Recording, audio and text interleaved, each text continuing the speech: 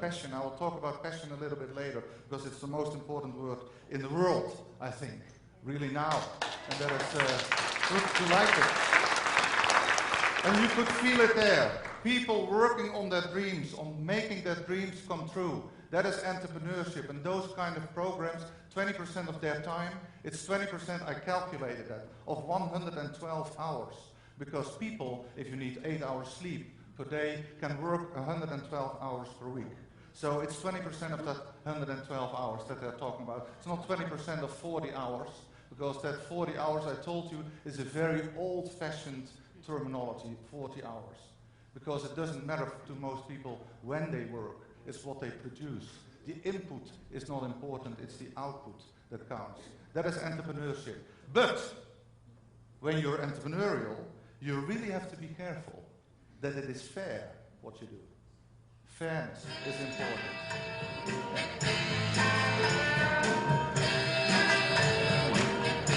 Get up! This is a question for you.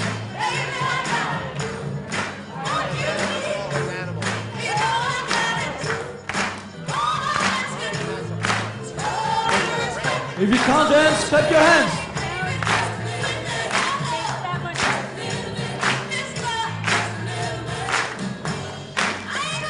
I cannot clap my hands. Then I break my finger again. All right.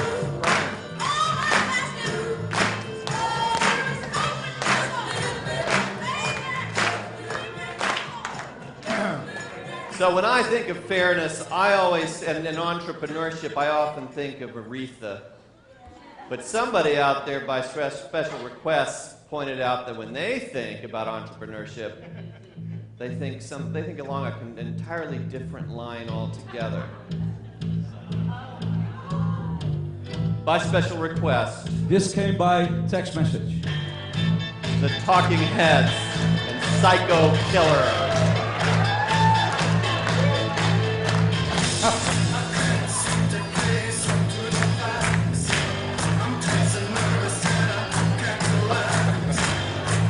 Who was it? Who was it? Raise your hand.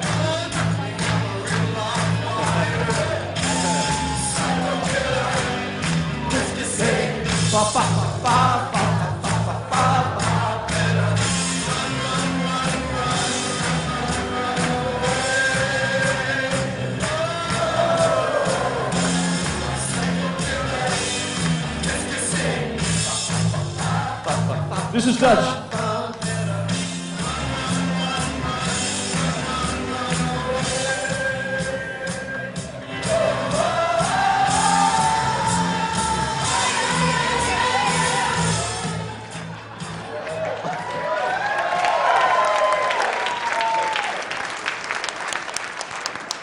Great request.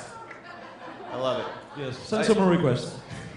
I made a terrible omission when I began tonight because I promised when we first arrived here a couple of days ago that I would ask Leen a specific and very specific question, which was, Leen, tell us how you hurt your finger. I broke it playing American football. Yes. Yeah. He's our macho man. He is. He's a man's man. No songs, please. I will do it later. One other person said, please explain the silly goat pics.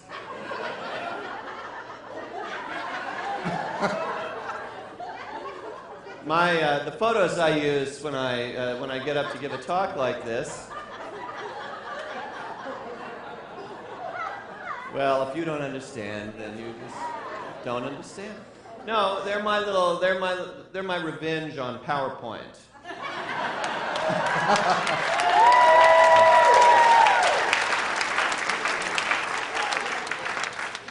This is Beano and her baby Blanket. The guard donkeys, they guard the sheep and the goats at our little ranch. And I'm going to say just a couple of very quick words about my word fairness, fair. And And it's basically this. There's been a notion, well, I think of capitalism as being this junior high school boy.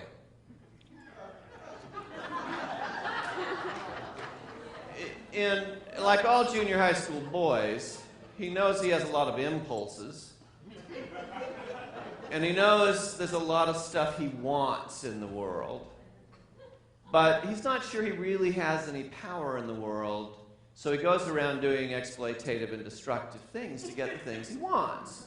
And it seems okay to him because, after all, he's just a kid. And I think y'all are kind of the assistant principals for capitalism. That's how I see the SVN community. And we're bringing capitalism down to the office.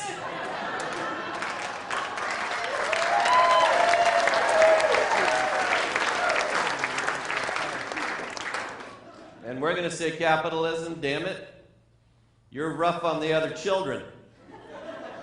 And you're not being fair to your playmates. And besides, you know, we don't have any local problems anymore, really. We've got a whole lot of global problems. We don't have, and the borders mean a lot less today than they did a short time ago, and they're going to mean a lot less than that tomorrow. We've got to have really broad consensuses across national borders, across cultures, across races and ethnicities. And if we don't have those broad consensuses, then we won't be able to solve the puzzles we're facing. We won't get those consensuses if we don't weave fairness into every single thing we do. I'm not just talking about government here. I'm talking about the ways we manufacture things, the ways we extract raw materials, who does it, what it does to their environment, what it does to their families, what it does to their health. All that stuff gets to be really important, especially in a world where an amateur journalist with a phone that has a camera in the back of it can blow the whistle on you and give a big company, in fact, the most valuable company in the world, a big black eye. So that we're entering the age of fairness, I think, and it's very important that we weave fairness into all that we do. But fairness is kind of a boring concept, really. When I bring up fairness, generally speaking, I see the immediate glaze over. So I need friends like Leen to add his own special little sparkle. And he was the macho man, wasn't he? I think he's a sex machine. That's what I think. I think he's a sexist man as well. Moving. Yeah? You think so? He's the Dutch sex machine!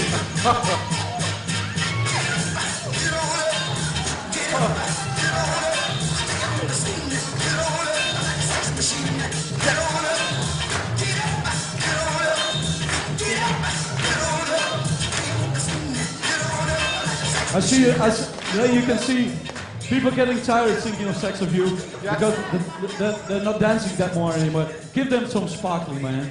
Okay, the sparkling. I will start with a question from the audience, and the question had to do with, is work not an act of love? Well, I don't know how it is here, but in the Netherlands it is. And of course we're very liberal people, and passion and sparkling are the most important words. Sparkling, you know what it means? Sparkling, sparkling, water. You can have water without sparkling, it doesn't show. But sparkling is something that is the most important thing in any working environment, in any organization. It's the most important word. That's why it isn't taught to you in an MBA class. I have an MBA, I had many classes, and I never had a sparkling class. No sparkling teachers. It was all kind of boring. And it is so simple, because sparkling has to do with fun, it has to do with quality, it has to do with profits, if you think about your business. That is sparkling. Passion that you throw into it, that people show, you believe that I have passion for this topic, I hope, because you can feel it. It is very simple then all of a sudden. I wrote a book that came out last week in the UK. They launched it. It's called Sustainability at the Speed of Passion. and sustainability at the speed of passion, because most of the sustainability projects in this world fail. And you know why they fail? They fail because the leaders of companies don't believe it, don't have a passion for it. I had to give a presentation to 400 CEOs in Europe a couple of weeks ago on a conference about sustainability. Can you believe that? They were there. They showed up. They were sitting in the audience, all of them. And I said, I'm at this conference of sustainability. Who of you is interested in the topic? They all raised their hands because they were there for the conference. So they all raised their hands. Says, who of you is a CEO? They proudly raised their hands, all of them. They were the CEO. Who is a leader? Because that is different. You can be a CEO, but it can also be nonsense. Eh? But who is a leader? They all raised their hands. Of course, they want to be leaders. So I said, I'm talking here to 400 leaders. 400 leaders who believe in sustainability. Am I right? They all nodded yes, yeah, proud. Said, go into the parking lot. You're a bunch of losers. Look at your own cars. Liars! You are talking to your own people about sustainability, but you don't give a beep? Is that how you say it? A beep? Huh? That's a dirty word. About it. You don't. And that is how people, that's when there is no passion. Sparkling, you bring sparkling into your organization when you make jokes, when you think that you as a leader are not important. You are not important. We are all not important, actually, in that respect. So there is this rule that was created by a famous conductor, orchestra conductor in the UK, I believe, Ben Zender. Some of you know his name, Ben Zender. Ben Zender, he's great guy, you know it. If you don't know him, look it up on google.com. And that is Ben Zender. He has a beautiful video in which he describes what he calls rule number 6. Rule number 6 is don't take yourself so damn seriously. That is rule number 6. It's a very good rule to implement in your organizations. Sometimes people ask me, tell me about the other rules. 1, 2, 3, 4, 5. They don't exist. Of course. Of course they don't exist. It's only rule number 6 that exists. When I was running a large European multinational called Origin, I had 20,000 employees. I called them employees, not FTEs. You know what FTE means? Full-time equivalent. Sometimes companies call their people FTEs. What a horrible thing to do. There are also half FTEs. Or a quarter FTE. I talked to a guy, he said, I'm a quarter FTE. He looked extremely ugly to me. A quarter FTE. So how can you call your people quarter FTEs? Or FTE? Or employee? So I was talking in this Origin to my people, and I said, I have to give you an example as a leader, how unimportant I am. So then it was April 1st. And on April 1st, I came into the company, I took a little small desk and chairs, 2 chairs for my children, and put them in the elevator. And that's where I created my office. 7 o'clock in the morning, I put a telephone on my desk, and at 7:30, the first employee came in, the doors opened, he walked into, and he said, oh, sorry, am I disturbing you? I said, no, come into my office, sit down. And he sat down in my office. So I stayed in my office the whole day, going up and down in the elevator. I can tell you, it makes you sick, very sick. So, but the message that I was sitting in